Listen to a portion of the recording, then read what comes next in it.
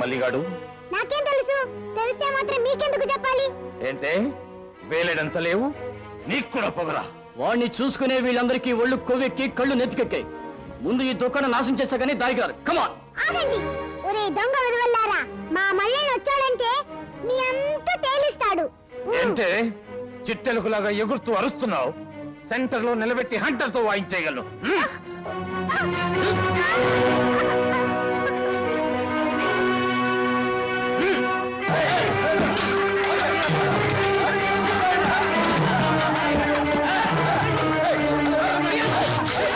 మీరు మనుషులా రాక్షసులా? పేదవాళ్ళని దోచుకుని తినడం, అమాయకుల్ని అన్యాయం చేయడమే కాక ఒక అమాయకుడి షాప్ ని సర్వనాశనం చేస్తారా? ఆ తప్పు కడ్డ నిలిచిన పసిపిల్లని జాలి దయ లేకుండా విసిరేస్తారా? మాకడ్డం వచ్చింది. పసిపిల్లైనా పరమాత్ముడైనా విసిరేస్తాం.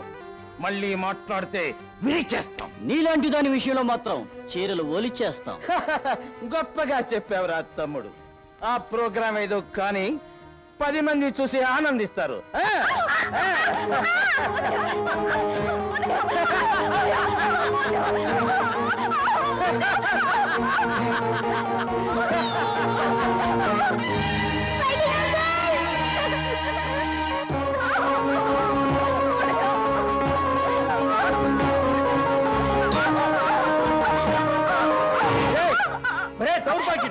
ఒక ఆడదాన్ని అందులోనూ చదువులు చెప్పే 10 మందిలో అన్నే కొడతావరం ముసల్లా కొడక. నువ్వేంటో మాకు చెప్పేది?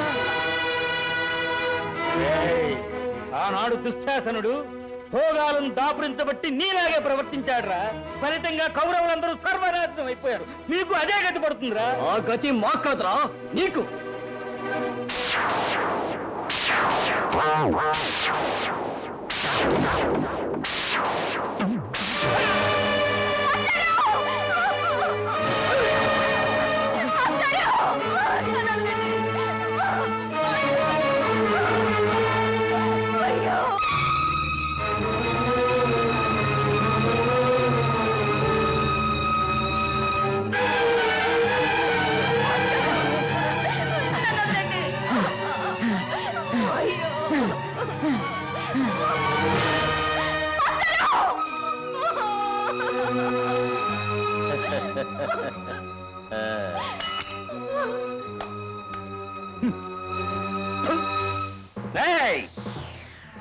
అంతా చూశారు కదరా?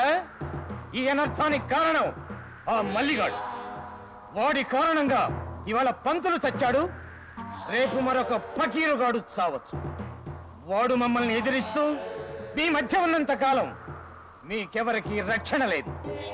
ఏ క్షణంలోనైనా మీలో ఎవరికైనా ఇదే గతి పడుతుంది. ఆలోచించుకొని ఆ విధవని ఇక్కడి నుంచి పంపించేయండి, లేదంటే అనుభవిస్తారు. జాగ్రత్త.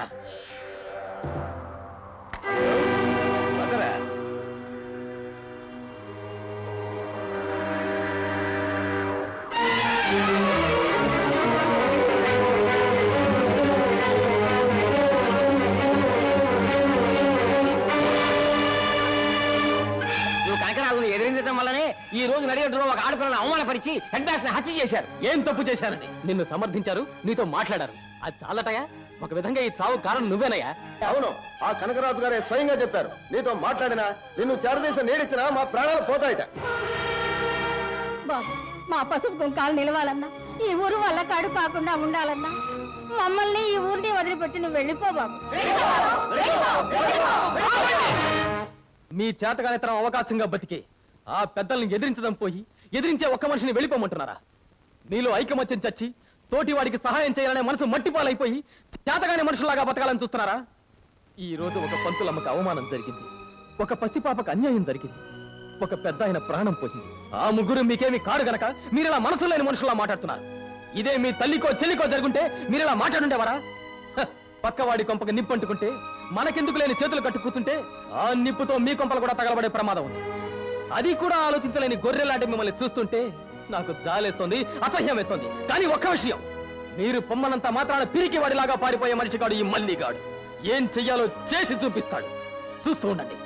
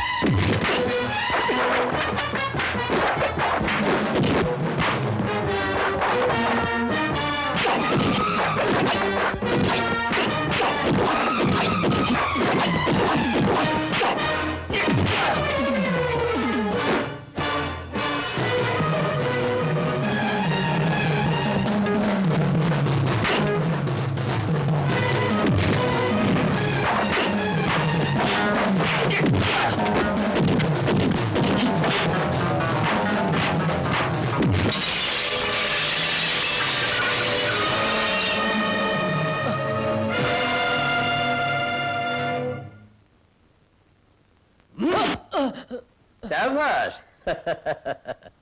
వేట కుక్కల్లాంటి నా మనుషుల్ని తప్పించుకొని నా ముందుకే వచ్చావంటే నిజంగా నువ్వు మనగాడివే. నేను ఇక్కడికి వచ్చింది నీ పొగడ్తలకి పొంగిపోవడానికి కాదురా. కాదురా. రేయ్!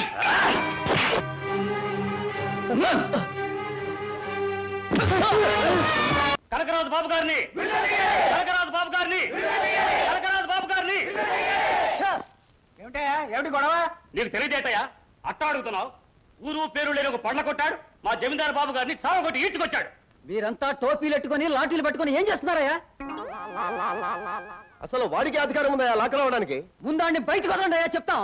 వదిలేమే అనుకో, ఏం చేస్తారయ్యా? ఏం చేస్తావా? కాళ్ళు చేతులు విరిచేసి వాడి కొట్లోనే వేలాడదీస్తాం.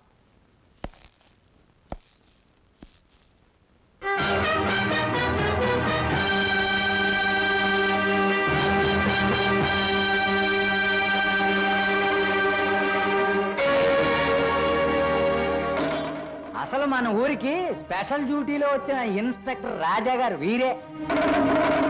దొంగనాళ్ళని కనుక్కుని పట్టుకోవడానికే పళ్ళకొట్టు మల్లిగాడిగా మారు వేషం వేశారు. అయితే ఇంతకు ముందు ఇక్కడ ఉన్న ఇన్స్పెక్టర్ ఎవరు? కొత్త కానిస్టేబుల్ పులిరాజు. ఈ ఊరి కొత్తగా వచ్చిన ఆఫీసర్ని ఎలా లొంగ తీసుకుంటున్నారో కనిపెట్టడానికి నేనే అతని ఇన్స్పెక్టర్ గా నటించమన్నాను. All right. నా కాళ్ళు చేతులు విరిచేసి కొట్లో వేలాడదీయాలనుకునేవాళ్ళు ముందుకు రండి. I'm ready.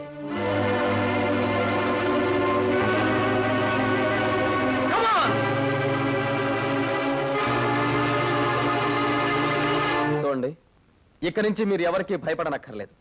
మళ్ళీ ఎవరన్నా మీ జోలికి వచ్చారంటే నిర్భయంగా నాతో వచ్చి చెప్పండి. ఇక మీరు ధైర్యంగా వెళ్ళండి. నమస్తే.